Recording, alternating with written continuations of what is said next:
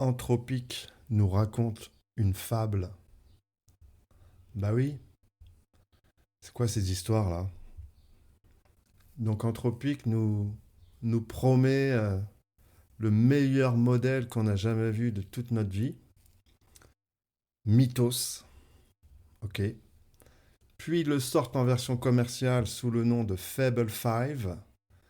Permettez-moi de dire fable. Donc ça a l'air bien cool. Personnellement, j'ai pas eu le temps de tester ce super modèle révolutionnaire. Parce qu'à peine il est sorti, à peine les Américains nous l'ont coupé. Je ne sais pas si c'est un décret ou une directive. Et voilà, le soi-disant meilleur modèle, déjà, mythos, fable. Qu'est-ce que c'est que ces noms? C'est quoi ces noms? On est plus sur la thématique Game of Thrones que modèle d'IA, mais bon, why not? Euh, donc déjà, Mythos, il y a quelques mois, il y a eu une petite campagne de pub, on va dire, hein, de la part d'Anthropic, qui nous a dit, attendez les gars, nous, on a un modèle, il est tellement fort qu'on ne peut pas le sortir, quoi. Ça va tout casser.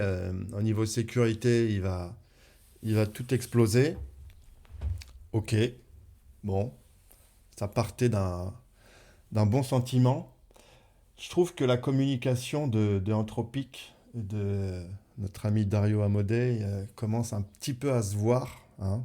Euh, Déjà, se faire recaler chez Trump et ne plus avoir la partie des IA militaires, j'en avais déjà parlé dans un précédent épisode. Ok, du coup, bien joué. Il retourne en disant, nous, nos IA, elles vont tuer personne. Ok. Maintenant, la fois d'après, pardon, Mythos, il est trop fort, ça va casser la sécurité du monde. Ok, d'accord. Deuxième. Donc là, c'est vraiment, on est sur Claude et Anthropic, donc qui sont l'IA la plus éthique, on va dire, hein. Bah, écoute, je comprends qu'on ait besoin de mettre une petite couche de marketing hein, sur tout ça, hein, puisque bah, Anthropic et toutes les autres entreprises américaines investissent des milliards et les actionnaires, ils ont besoin de cash, donc il faut vendre. Et je pense que Claude, je pense que ça marche bien. Ça vend bien. Et puis bah donc voilà, et là Fable, ils le sortent malgré tout. Alors ok, ils l'ont sorti avec beaucoup de safeguards, comme on dit, enfin disons de choses pour le maîtriser, qui ne puissent pas être utilisées pour hacker voilà, les banques du monde entier par exemple. Donc bien joué de la part d'Anthropic. Et puis voilà, le 12 juin, on va dire Trump, hein, qui de toute façon n'aime pas trop Anthropic, ou est-ce que c'est de la comédie, pareil, on on n'est pas, on n'est pas dans la confidence, mais en tout cas, voilà, le résultat, c'est que, je ne sais pas combien de jours après, Fable est coupé pour les non-américains. Ça fait quand même pas mal de monde. En tout cas, nous, ce qui nous concerne, on n'y a pas accès. J'ai même pas eu le temps de le tester. Donc je pourrais pas vous dire. Mais, mais de ce que j'ai entendu dire, bah oui, c'était plus puissant, hein. C'était plus puissant. Mais bah voilà, le gros souci autour de tout ça, bah, c'est la souveraineté, hein. C'est quelque chose dont je parle en ce moment et je me devais de réagir à toute cette actualité. Et donc oui, la souveraineté numérique, la souveraineté de l'intelligence artificielle en Europe et en France, ça a amené à ce qu'on a appelé la peur du kill switch. Le kill switch, bah, c'est les Américains qui appuient sur l'interrupteur et qui nous coupent tout.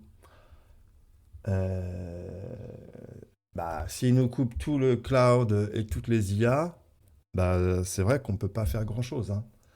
Donc quand on est une entreprise européenne ou française et qu'on veut créer une application ou un business qui va donc reposer sur de l'intelligence artificielle, hein, on est en 2026, ce serait difficile de faire autrement. Bah, on se repose sur une API externe, une API américaine, qui peut nous couper, hein, qui peut être coupée très rapidement, hein. Donc, je comprends que ça fasse un peu peur. Mais voilà, c'est la réalité des choses. C'est la réalité des choses aujourd'hui. Donc, bon, comment gérer tout ça? C'est pas évident, je comprends. Mais bon, avançons, avançons. Qu'est-ce que je voulais vous dire d'autre? Oui, bah alors déjà, en termes de business, forcément, quand on repose tout sur une API américaine, le modèle, il n'a pas marché. Non seulement on est exposé à une coupure des Américains, admettons, je crée une application, euh, je sais pas moi, qui va trier des factures. Je fais une super appli qui va trier des factures pour toutes les comptas en France. Alors déjà, je vais payer le coût de l'API, les coûts des API externes qui explosent. Donc forcément, euh, forcément, je vais donner toute ma marge aux Américains. Et en plus, le jour où ils ont un concurrent, ils peuvent me couper ou me créer des problèmes. Donc, ils tiennent vraiment. Ils nous tiennent vraiment. Moi, j'ai déjà parlé de souveraineté numérique. J'avais dit qu'il faut avoir son propre data center, qu'il faut avoir sa propre IA. Alors, on fait un petit pas vers ça quand même en Europe. C'est pas mal. Euh, mais on n'a toujours pas un cloud très puissant. On ne peut pas encore vraiment faire sans. On n'a pas les puces qui permettent de faire le compute, le calcul de l'IA, ces fameuses puces NVIDIA dont j'ai aussi parlé précédemment. C'est vraiment un enjeu clé. Ce qui est surprenant, c'est que l'entreprise qui permet de fabriquer les puces NVIDIA hein, avec la lithographie, c'est ASML, une entreprise européenne pourtant.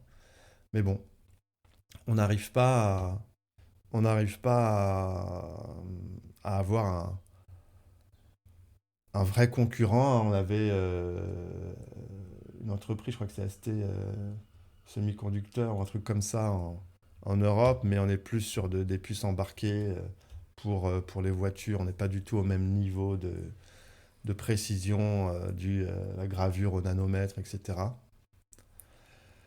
Mais quand même, je note que il y a un petit réveil européen ou français sur la souveraineté. Ce serait un thème que j'aimerais bien voir qui soit discuté euh, par les potentiels candidats à la présidentielle en France. Ils en parlent un peu, mais ils se mêlent beaucoup les pinceaux, ce que je peux comprendre, hein. C'est pas forcément leur cœur de métier. S'ils ont besoin de conseils, je suis disponible. Mais par exemple, déjà la DGSI, les services secrets hein, français, ils vont quitter Palantir pour aller vers une boîte européenne dont j'ai oublié le nom, je crois que c'est Chaps, je sais plus quoi. Ça me reviendra. Si vous connaissez, mettez-le dans les commentaires, n'hésitez pas à me le dire. Mais voilà, quittez Palantir, donc cette fameuse boîte qui fait peur, qui fait des IA pour tuer des gens, on va dire, et pour observer et ficher tous les humains de la planète. Bon, bah, c'est déjà un bel effort. Et aussi, bon, il y a un petit peu d'investissement pour équiper l'administration française vers un projet qu'ils appellent l'Assistant, qui va fournir des IA pour accélérer un peu tous les process administratifs français. Ce qui n'est pas une mauvaise idée. Je crois que l'investissement, il est de 600 ou 800 millions d'euros. C'est un petit effort. C'est pas mal. Euh, bon, c'est sûr que quand OpenAI fait une levée de fonds et prend 40 milliards. Ça fait petit joueur, mais c'est pas la même chose, hein. Là, c'est vraiment plus pour équiper l'administration, c'est pas pour créer le super modèle du futur. Donc, bah voilà, ce futur modèle en Europe, bah, c'est Mistral. Donc, parlons un peu de Mistral AI. Alors, donc Mistral, si vous ne connaissez pas, vous tapez ça sur Internet, vous allez trouver un chat GPT-like. Disons que c'est voilà, c'est une entreprise qui fait de l'IA, une entreprise française, donc c'est très bien. Elle s'est fait remarquer il y a 1 an et demi ou deux avec un modèle Mistral 3B là, qui était très performant. Je crois que c'est une boîte qui a été créée en 2023, qui a 3 ans, qui est déjà valorisée à je ne sais plus combien. La plus grande licorne française, on va dire.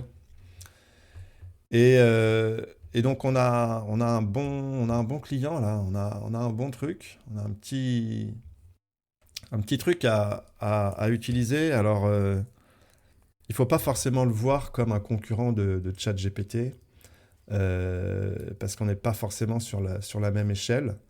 Euh, mais et c'est aussi un peu le problème, je trouve, avec les,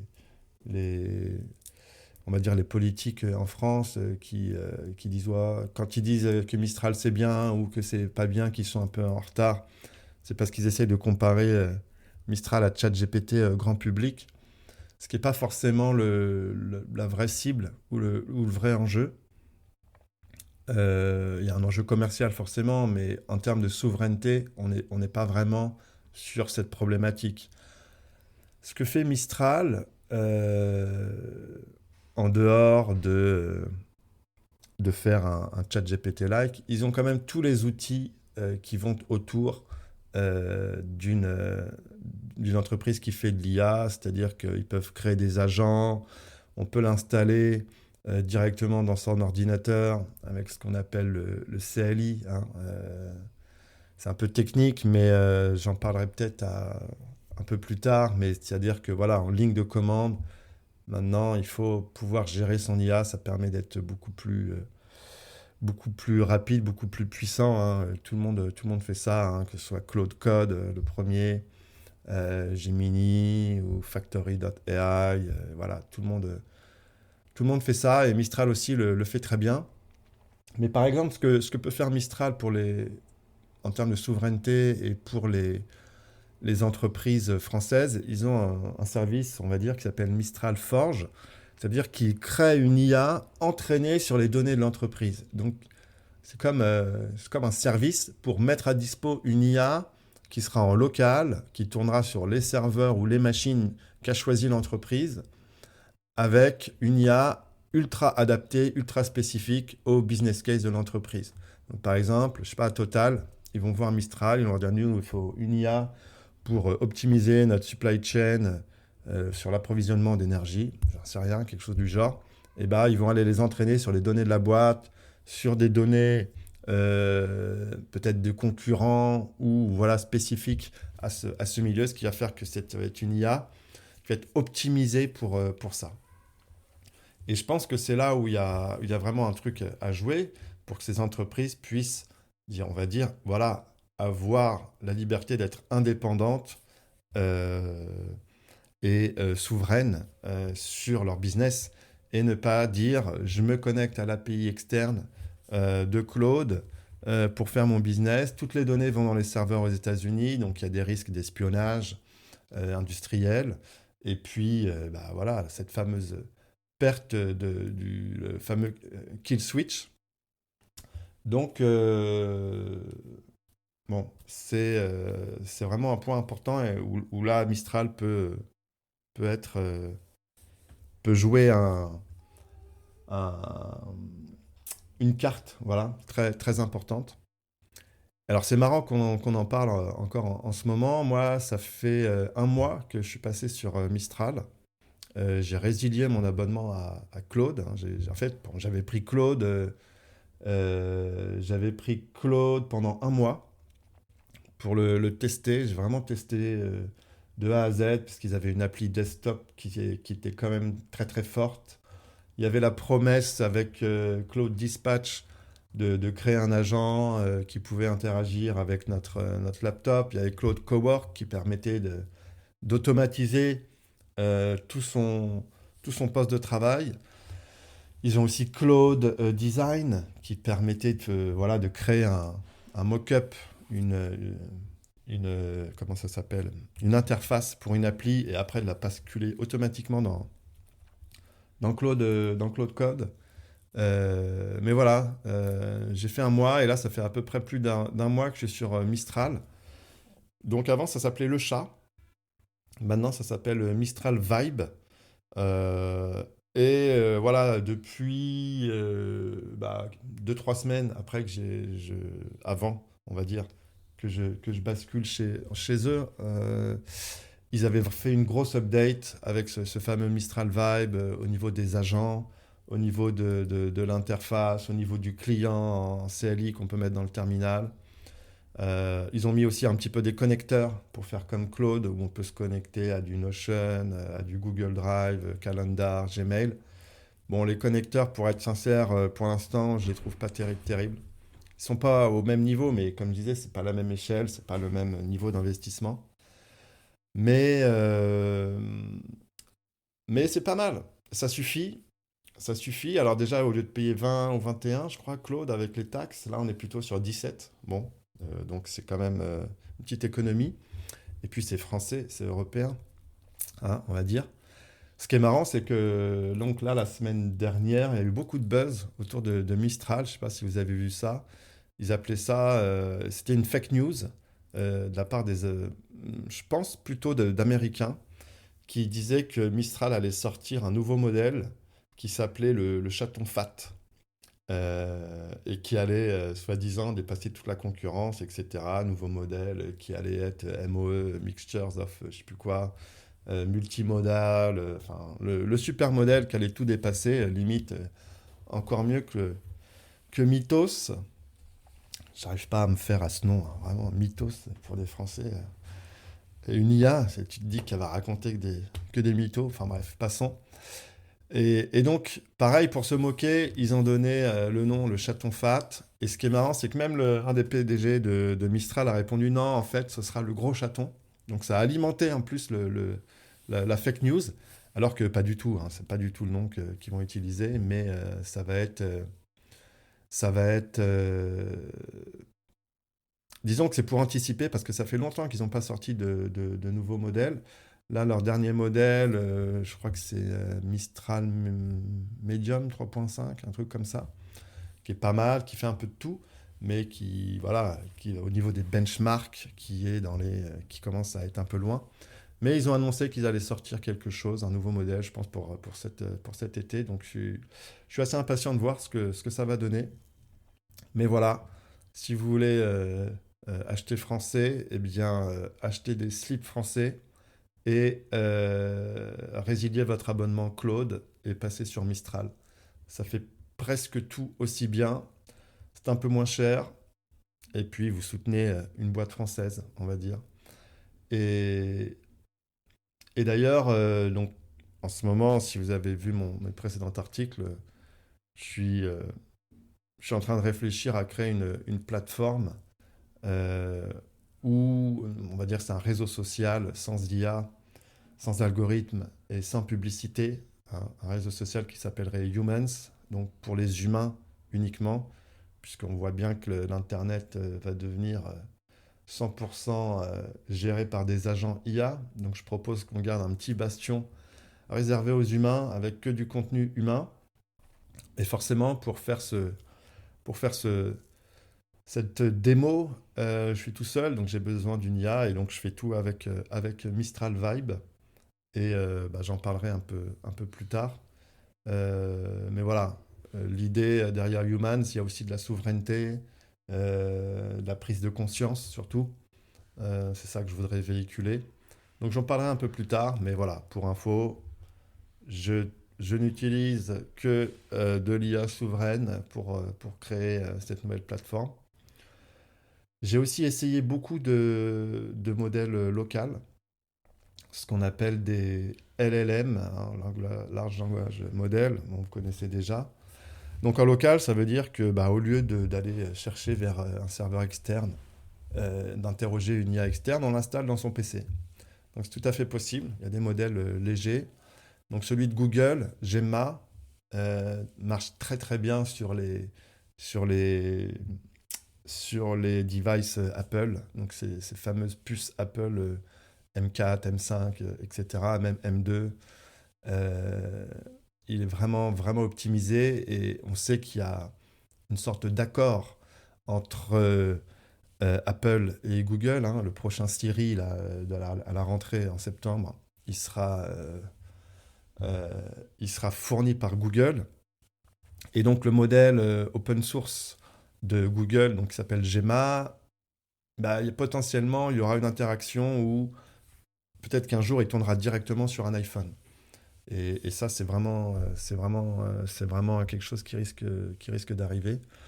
Donc, je pense que c'est pour ça aussi que c'est optimisé. Sur un Mac mini, Gemma, ça tourne vraiment très très bien, même s'il n'y a pas beaucoup de RAM. Sachant que voilà, pour faire tourner une IA, il faut un bon processeur, ok, mais aussi il faut avoir ce qu'on appelle une fenêtre de contexte, c'est-à-dire les infos qu'on peut envoyer dans cette IA, et pour ça il faut beaucoup de RAM. Donc c'est pour ça que voilà, les devices Apple avec beaucoup de RAM, ça commence à être dur à trouver, les prix augmentent, etc.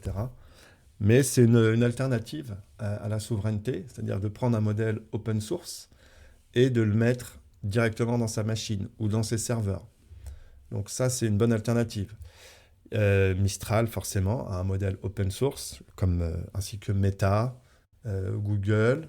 euh, bah, c'est à peu près tout, hein, parce que OpenAI, Anthropic, il me semble que ça existe, mais ils les livrent toujours longtemps après leur modèle commercial. Donc eux, ils sont sur une stratégie d'abonnement toujours, où on s'abonne et on vous donnera peut-être la version open source un peu plus tard si vous voulez, mais une fois que ça servira un petit peu à rien. Euh, Mistral, ils ont deux versions. Ils ont la version de leur Mistral classique, on va dire, et puis ils ont une version qui s'appelle Devstral, qui peut être utilisée pour coder. Donc moi, je l'ai utilisé aussi un petit peu pour coder ce fameux réseau social que je suis en train de développer, qui s'appelle Humans. Mais le problème, c'est que la meilleure machine que j'ai pu avoir, mettre la main, elle avait que 32 Go de RAM. C'est un MacBook Pro avec une super puce M2 Pro, mais 32 Go de RAM. Donc ça permet de le faire tourner, c'est pas mal, mais c'est vraiment, il faut faire des petites retouches de code. On ne peut pas lui donner une grande feature à développer avec 32 Go de RAM. La fenêtre de contexte, elle est petite, on va dire, limitée. Donc du coup, on peut aller lui dire de modifier un petit bout de code par-ci, par-là. Il faut faire beaucoup d'itérations. C'est un peu plus long au final. Mais c'est quand même, ça permet de faire pas mal de choses. Et je pense que bah, pour tout ce qui est IA du quotidien, ça suffit largement. Ça suffit largement. Après, actuellement, ça fait quand même beaucoup tourner la machine. Faut un peu la refroidir hein, quand même. Mais ça marche. Et bah, j'ai testé aussi un modèle open source chinois qui s'appelle Qwen. Et donc ça, c'est la stratégie des Chinois aussi, d'être tout open source. Je pense qu'il faut un peu de soft power aussi autour de ça pour dire qu'ils sont les meilleurs et qu'ils développent des super IA. Mais Qwen, c'est pareil, ça marche vraiment très très bien. Super léger, bien optimisé. Ça peut tourner, je pense que ça pourrait tourner sur un iPhone, un iPad. Euh, Vraiment, c'est bluffant. Donc ouais, les LLM locales aussi, c'est quelque chose à explorer. Et la stratégie ouais, des Chinois, ou même pour l'Europe, pour la souveraineté, ça pourrait être de dire, j'ai mon data center, ok, et je mets un modèle open source chinois dessus. Alors, la question, c'est est-ce qu'il y a des backdoors, etc. Mais je, pas vraiment la même chose que sur un routeur ou un serveur. Là, le modèle, on peut quand même contrôler la couche réseau derrière. Donc, ça peut être une stratégie à voir. Mais encore, et pour revenir à la souveraineté numérique européenne, encore faut-il avoir ces data centers. Donc, c'est vrai que en termes de cloud européen, alors on a du OVH qui est un peu intéressant, mais il est, il est plus infrastructure as a service que vraiment cloud ready, je trouve. Enfin, ça fait longtemps que je l'ai pas essayé. On en a un bout au boulot. Ouais, c'est pas mal pour fournir du serveur bare metal, c'est-à-dire voilà, du serveur brut, puis on fait ce qu'on veut dessus. Ça marche bien. Ils sont plutôt compétitifs, donc ça peut être une alternative et de se dire on, on prend nos modèles open source, que ce soit du Mistral ou du modèle chinois, et, euh, et on le met sur notre propre data center européen, mais on n'a toujours pas les puces, hein. Voilà. En tout cas, voilà, on avance. Et pour revenir à mon petit sujet de plateforme, de réseau social sans IA, bah moi j'ai décidé de travailler avec Scaleway. Donc c'est-à-dire que je vais héberger ce petit réseau sur cette plateforme. Scaleway, bah, c'est un cloud français, européen. Ils sont sur la thématique de la souveraineté numérique. Et donc ça reste cohérent avec, avec ce que je veux faire, quoi, on va dire, et avec l'identité de la plateforme. Donc c'est pas mal. Euh, Qu'est-ce que je voulais vous dire d'autre à propos de ça? Ouais, donc Scaleway, bah, pour l'instant, il y avait aussi Hostinger. Hostinger, je crois que c'est en Lituanie. Mais j'ai regardé au niveau des actionnaires, c'était des Lituaniens, ok, mais il y a un fonds d'investissement qui est venu prendre une part très importante dedans. Et donc, je suis pas sûr. Je suis pas sûr. On voit beaucoup de YouTubeurs qui font des pubs Hostinger, qui ils font comment installer telle nouvelle IA sur un serveur, et puis vidéo sponsorisée par Hostinger. J'ai rien contre les sponsors, mais bon, on est sur une autre logique. Donc voilà, une IA et un fournisseur français pour une plateforme, je trouve que c'est pas mal. Il y a de quoi faire. Et mon idée, c'est de démontrer que ça peut marcher et avec les bons outils et qu'on peut se passer éventuellement des Américains et faire aussi bien, peut-être un peu moins bien, mais avec des idées, avec quelque chose de vraiment adapté à notre environnement et adapté à nos besoins. Alors peut-être qu'un jour j'arriverai à quitter Google au niveau des mails et du Drive, hein, pour sauvegarder mes fichiers. J'y réfléchis, j'y réfléchis. C'est pas évident. Et est-ce que c'est vraiment utile? Bon, il faut montrer l'exemple. Donc j'essaierai peut-être. Et est-ce qu'un jour j'arriverai à quitter Apple pour les devices, d'avoir un matériel aussi fiable, aussi performant? Bon, c'est pas pour tout de suite. Il y a peut-être quelque chose à explorer là-dessus. Ok, il y a une dernière partie à cet épisode. Donc on a parlé de quoi? On a parlé d'entropie, qui est ce fameux kill switch, donc de souveraineté européenne, comment on peut faire, comment moi, à mon petit niveau, j'ai testé et je propose une plateforme souveraine et sans IA, même si je la fais avec de l'IA, hein, c'est toute l'ironie de la chose. Euh, mais j'en parlerai la prochaine fois. Vous allez voir, ça sera intéressant. Non, je voulais parler toujours bah, au niveau de la géopolitique de l'IA, hein, on pourrait appeler ça.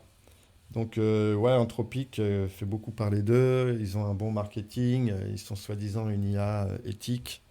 Ok, Claude est très fort. Claude est très très fort. Mais Mistral est un peu moins fort. Mais au moins, on n'engraisse pas des Américains. Mais Claude et Anthropic, eh ben, ils ont signé un contrat avec un de leurs ennemis, qui est xAI, l'entreprise d'IA d'Elon Musk. Euh, alors on dirait qu'Elon Musk, il a pivoté la stratégie au niveau de l'IA. Il cherche plus à gagner la guerre du meilleur modèle LLM, parce qu'il semblerait que Grok, bah, ça marche pas commercialement. Euh, je pense que X.com, ça reste la référence de communication dans le monde. Les hommes politiques dans le monde entier font des communiqués sur X, hein, apparemment. Voilà, ça reste ce qui est dommage, selon moi, mais bon, c'est comme ça. Mais au niveau d'IA, Grok, je ne sais pas, je pense que les. Bon, je vais pas sortir les chiffres, je suis pas trop du genre à sortir les chiffres à chaque fois, mais ça se vérifie. Si vous les avez, n'hésitez pas à le mettre en commentaire, encore une fois. Mais voilà, ils n'ont. Bon, commercialement, c'est pas la même chose, et je pense que c'était trop marqué. Une IA qui était très forte pour le calcul mathématique, je crois, et qui était nul sur. Ah, j'ai oublié. Ça, par contre, j'aurais dû le revérifier. Mais bon, voilà. Ça marche pas, donc il pivote. Il passe à autre chose. Et son super gros calculateur, dont j'avais déjà aussi parlé, le fameux Colossus, où il avait mis plus de 200 000 puces Nvidia en réseau et connectées entre elles en un temps record. Euh, on aime ou pas Elon Musk, ça on peut pas lui enlever que quand il veut faire un projet, il se donne les moyens et il arrive à faire avancer les choses malgré tout. Euh, Bah voilà, son gros gros data center, il lui sert un petit peu à rien. Donc bah, il l'a loué à Anthropic, qui a payé 1,5 milliard par an pour pouvoir l'utiliser. Donc voilà, sa stratégie, au lieu d'être un joueur euh, dans la guerre des LLM, eh bien, il devient l'infrastructure. C'est un peu comme s'il devenait le casino dans le jeu. Hein. C'est la maison qui gagne à chaque fois. Et donc, il fournit l'infra, ce qui est très malin, à mon avis. Et puis surtout, ça lui permet de rentabiliser ce qu'il a déjà. Et puis, bah, avec SpaceX, il a, il a fait intégrer cette société XAI dans SpaceX et il a mis en bourse SpaceX. Ça aussi, c'est une actualité qui ne vous a sûrement pas échappé, à un chiffre record, je ne sais plus combien. Euh, Ça, c'est une action qui va forcément augmenter tout le temps. Hein. Vous pouvez aller en acheter. Hein. Je pense que voilà, vous pouvez supporter la souveraineté numérique européenne et aller acheter des actions SpaceX, bah, parce qu'il faut quand même manger. Hein. Et la bourse américaine, il y a un petit peu de temps, à mon avis, avant qu'elle dégringole. Hein. Mais c'est possible. Hein. Après, voilà, faut essayer de rester cohérent. Mais pour revenir à la partie technologie, donc il a inclus xAI dans SpaceX, qui s'appelle SpaceX AI maintenant. Et on voit bien la stratégie, hein. C'est que voilà, il veut mettre les data centers dans l'espace parce que ça va être plus facile à refroidir et qu'ils vont récupérer l'énergie solaire en direct. Ok, il met en place toute l'infrastructure avec euh, bah, pour fournir. Euh, bah, voilà, l'idée c'est de fournir les data centers à ses compétiteurs, ex-compétiteurs. Alors pour l'instant, Claude a des contrats avec AWS, etc. OpenAI avec Azure, donc voilà. Mais voilà, on constate quand même que tout ça, ça évolue. Elon Musk, il a aussi ce projet qui s'appelle TerraFab, donc ça va être de créer lui-même ses propres puces, hein, pour faire concurrence à Nvidia. Donc ça, c'est un des points importants aussi à, à garder en perspective. Et puis bah, avec Tesla, oui, euh, c'est plus pour les voitures, etc. Mais au niveau de l'approvisionnement de l'énergie, c'est pareil, ils contrôlent le ravitaillement avec les propres stations de recharge et aussi ces fameux petits containers qui sont des batteries de stockage d'énergie en local.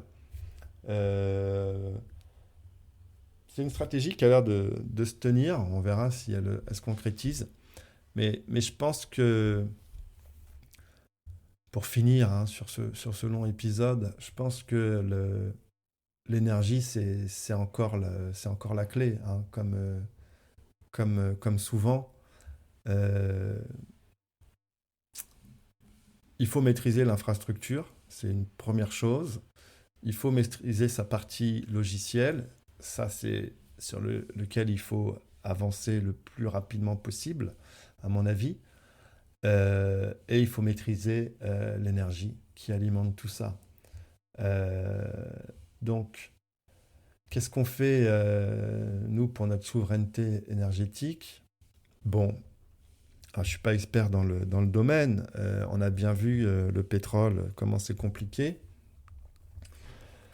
Mais les énergies fossiles, combien de temps ça va durer? Je ne suis pas sûr que ça dure très très longtemps. Donc, l'électricité, solaire, nucléaire. Pour le solaire, je crois qu'en Europe, si j'avais regardé, l'Europe investit 50 milliards par an, la Chine 150.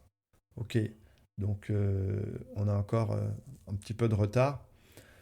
Euh, et pour le nucléaire, bah, on était très très en avance. Et puis, bah, après des discussions européennes avec nos amis allemands, si j'ai bien compris, on a, euh, on a pris beaucoup de retard sur nos centrales, alors qu'on avait un vrai avantage.